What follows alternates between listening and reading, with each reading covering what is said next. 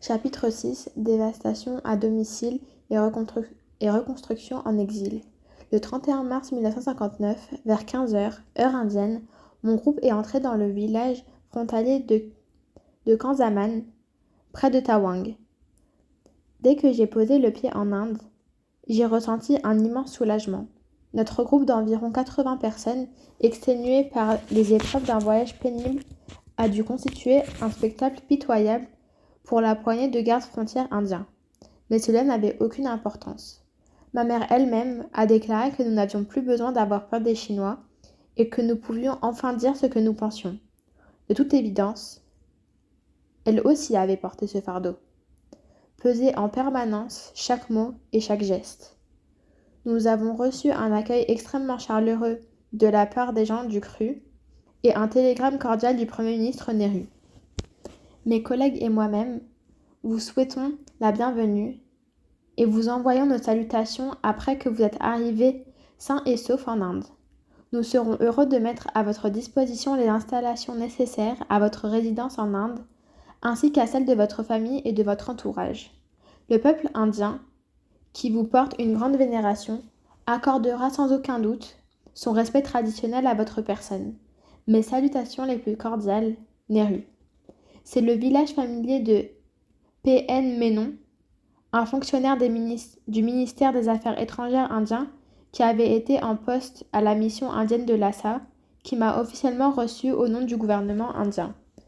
Un autre visage familier, celui de Kazi Sonam Topgyal, l'un de mes interprètes lors de mon séjour en 1956-1957, était également présent. Nous avons ensuite gagné la ville de Tawang, dans la région qu'on appelait à l'époque l'agence de la frontière nord-est, et aujourd'hui l'Arunachal Pradesh. Le 18 avril, on m'a emmené en jeep à Tezpur, où m'attendaient les médias internationaux. Les milliers de télégrammes de bienvenue qui m'attendaient à la gare m'ont bouleversée, de même que la centaine de journalistes et de photographes venus du monde entier pour couvrir ce qu'ils appelaient l'info de l'année.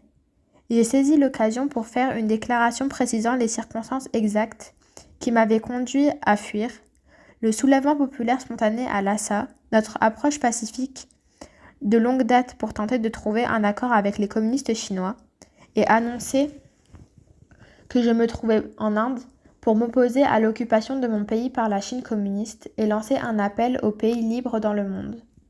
J'ai conclu en déclarant que j'espérais avec ferveur que la crise en cours au Tibet soit rapidement finie, sans aucune effusion de sang.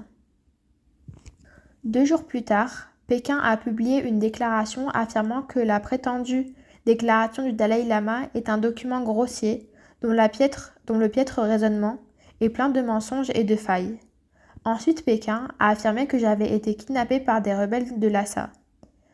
Comme on peut le comprendre, de vifs débats ont eu lieu dans la Lok Sabha, le Parlement indien, sur ce qui venait de se produire chez son voisin historique au nord. Morarji Deuze, un vétéran de la politique et un combattant de la liberté, a su saisir le sentiment de frustration et le dilemme moral que beaucoup de dirigeants indiens éprouvaient à l'époque. Personne ne s'attend à ce que l'Inde entre en guerre avec la Chine au bénéfice du Tibet, mais toute personne honnête, tout individu épris de liberté, devrait être prêt à appeler un chat un chat. Nous ne servons pas la cause de la paix en nous contenant de marmonner devant une agression. Nous ne pouvons pas physiquement empêcher les Chinois d'annexer le Tibet et de soumettre ce peuple pacifique et courageux, mais nous pouvons au moins faire clairement état de notre verdict. En l'espèce qu'une agression a été commise et que la liberté d'une nation faible a été mouchée comme une bougie par un voisin puissant, n'hésitons pas à déchirer le voile qui masque le visage du communisme, qui sous les traits du bienveillant accord de Panchil dissimule la face sauvage de l'impérialisme. Car en ce moment, au Tibet, nous voyons à l'œuvre un nouvel impérialisme bien plus dangereux que l'ancien, parce qu'il s'avance sous la bannière d'une prétendue idéologie révolutionnaire. De Tezpur, nous sommes allés à Mussoorie, une magnifique station d'altitude datant de l'époque britannique située dans la colline au pied de la chaîne de l'Himalaya. À chaque grande gare, des milliers d'Indiens venaient me souhaiter la bienvenue en criant « Dalai Lama qui jaille ! Dalai Lama, je vous salue !» et Dalai Lama Zindabad, longue vie au Dalai Lama. C'est à Mussoorie que le gouvernement indien avait établi ma première résidence en exil. Le 24 avril, Nehru est venu me trouver pour m'accueillir personnellement en Inde. Nous avons discuté pendant plus de 4 heures. Comme il était l'une des puissantes voix qui m'avait conseillé de retourner à Lhasa en 1957, je lui ai rapporté qu'en dépit de tous mes efforts pour traiter de façon juste et honnête avec les Chinois dans le cadre de l'accord en 17 points, la tâche s'était révélée impossible. Le 20 juin 1959, j'ai donné ma première conférence de presse officielle. J'ai déclaré que le Tibet avait été indépendant, qu'il jouissait de tous les droits souverains et de leur exercice, tant en interne qu'à l'extérieur, et qu'en envahissant le Tibet, l'armée de la Chine communiste avait commis un acte d'agression flagrant. Toute personne objective serait d'accord avec ça. Quoi qu'il en soit, ai-je ajouté ce jour-là. Comme les Chinois avaient violé des points précis de l'accord, ce dernier était de facto nul et non avenu.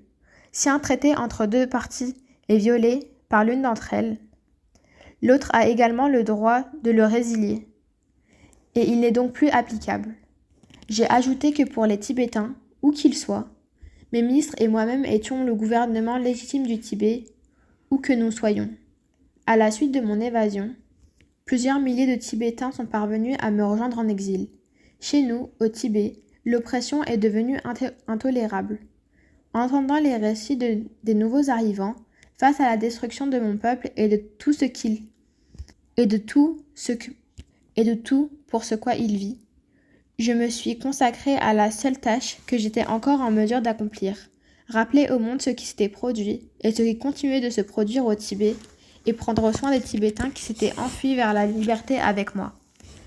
Tout ce que les réfugiés nous avaient raconté et davantage a été confirmé à Genève en juillet 1959 par le rapport du comité d'enquête sur le Tibet diligenté par la Commission internationale de juristes intitulé « La question du Tibet et la primauté du droit ». Ce rapport a autant plus de poids qu'il a été commandité par une organisation de droit indépendante qui ne doit rendre de compte à aucun gouvernement ou tierce partie. De fait, il était totalement impartial.